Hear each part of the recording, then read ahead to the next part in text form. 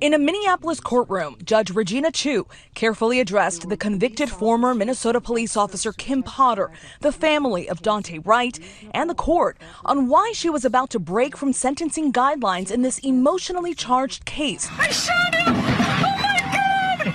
The former officer then collapsing to the ground in anguish. I am so sorry that I hurt you so badly.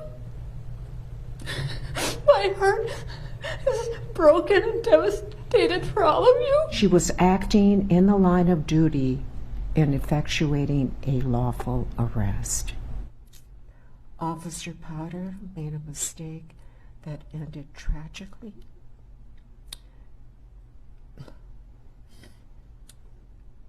She never intended to hurt anyone.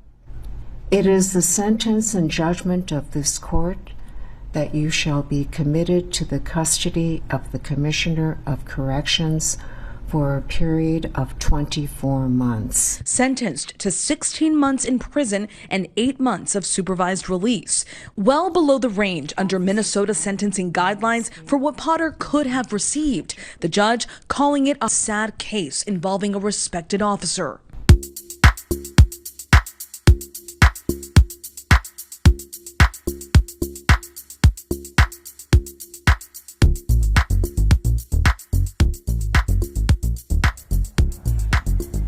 Welcome back to the channel. So glad that you found my backup to Anna's Thoughts and Musical Parodies here at Anna Speaks Out. Thank you for being here.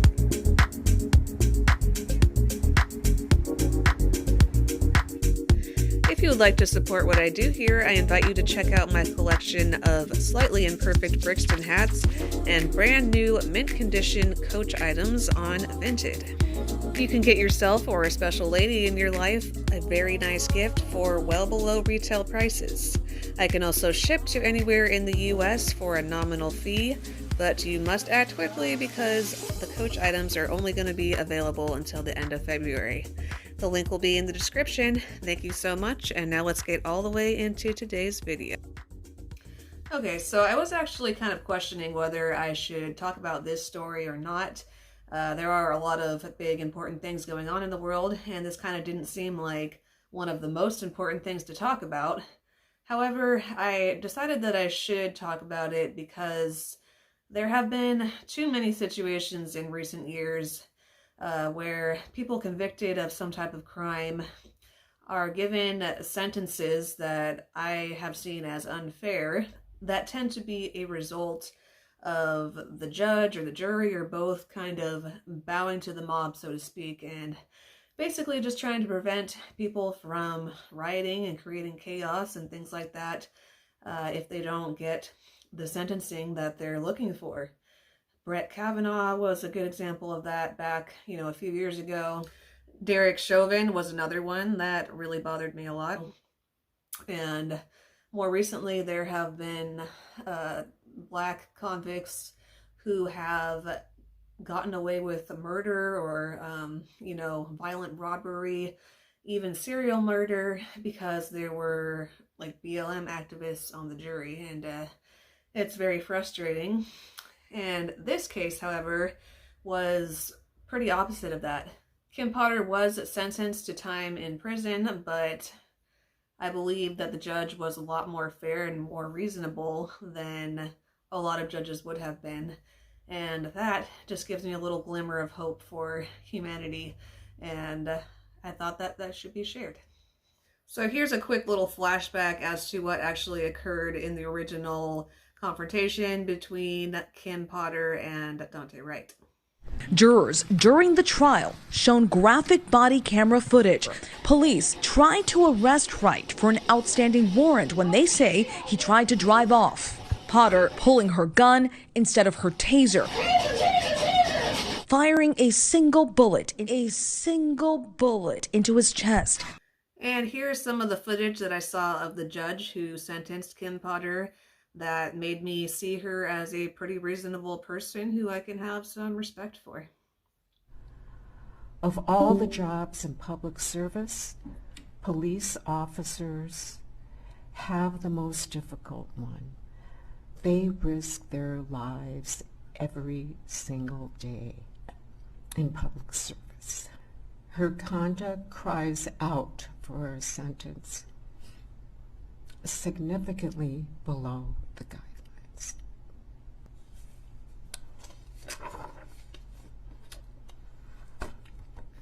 However, as is generally to be expected, the family and the mother of Daunte's son felt quite differently about the situation.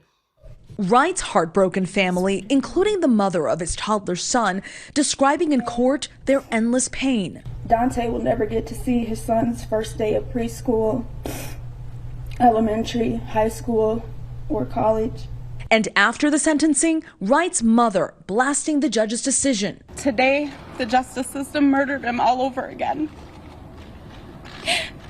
We're very disappointed in the outcome. And of course, there was also the usual Twitter mob of people who were very upset that Kim Potter only got 24 months in custody as well.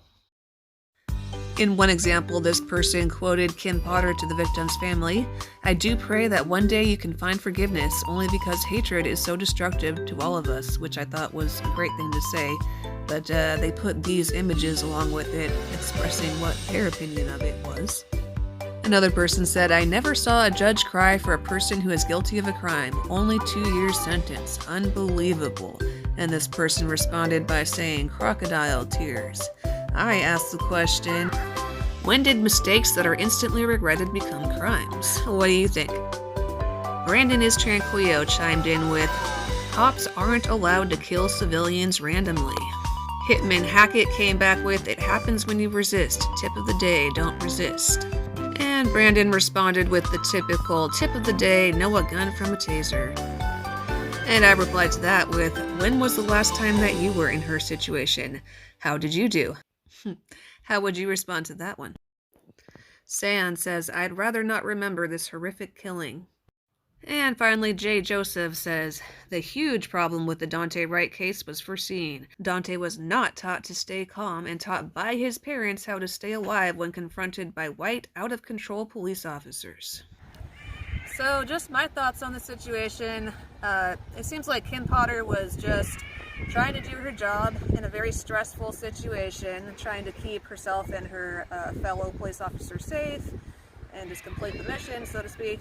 And she made a mistake in the heat of the moment that she seemed like she instantly regretted. I don't think it was malicious or intentional or racist. And 2 years in prison as a result does not seem racist to me either, as a lot of people are saying. It actually seems above and beyond what probably would have been appropriate.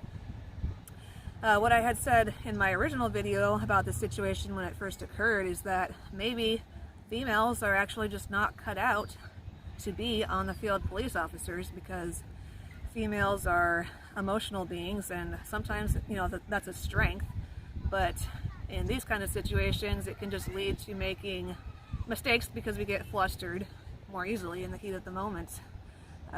So maybe she should just have been demoted to like a desk job or something like that instead of going to prison. That's just my thoughts. I cannot imagine what it would be like to have killed somebody, because I've never done that, but I have made some fairly serious mistakes at a job before, and one of them was bad enough that I was sobbing to my boss, ready to quit on the spot because I never wanted it to happen again. So I think I can understand to some little degree how a serious thing could happen on the job and you can be remorseful, and I don't really know why people are just not wanting to believe that at all, or incapable of believing that she could be remorseful.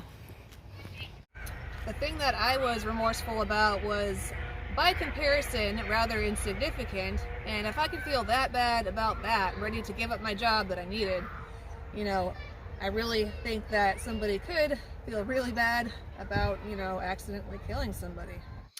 And those have been my thoughts. Let me know what yours are, and I will see you around. Thank you again so much for being here today. Since you liked the video enough to make it all the way to the end, don't forget to click the thumbs up and share with somebody else who would also find it interesting. Leave your comments below so we can all have a conversation.